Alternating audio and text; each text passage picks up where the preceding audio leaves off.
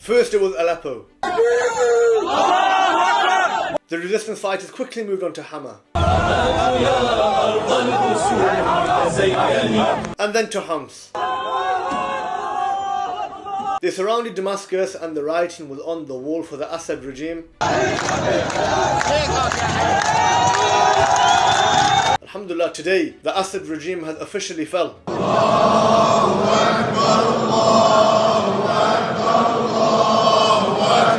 13 years and finally the Pharaoh of Syria has been removed. We've seen emotional images of sons being reunited with their mother, of men who went into prison at the age of 18 and they come out in their 50s. We've seen women and children being freed from the notorious Said Naya prison.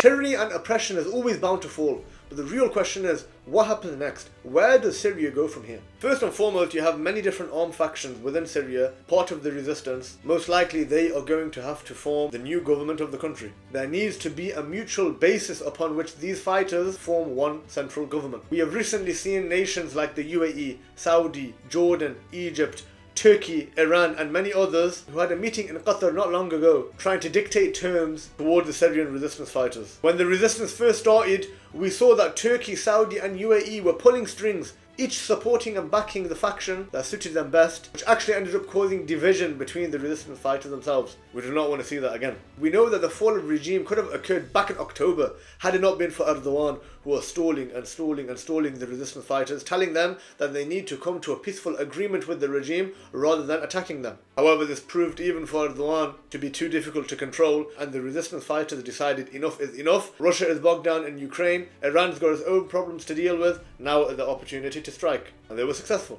The Syrian revolution by far has been the most Islamic. Open calls for an Islamic system to be implemented. People have openly been waving the flag of the Shahada. There is an Islamic element definitely within this revolution. But we do not want it to be an Islam of lip service. We don't want to see another hypocritical Islamic regime like in Saudi, or like in Iran, or like in Pakistan. Islam in absolutely nothing except the first line of their constitution. Today was not a victory for the people of Syria. Today was a victory for the entire Ummah. The Arab world has once again seen what happened in Syria can happen to them. We have seen scenes from the streets of Egypt, people celebrating the fall of the regime. Because they connect with that. Because back in 2011, Egypt was also part of the Arab Spring. Mubarak was replaced with Sisi, who continues to be the dictator today. The fall of Bashar al-Assad is a mighty, mighty motivation for the rest of the Ummah.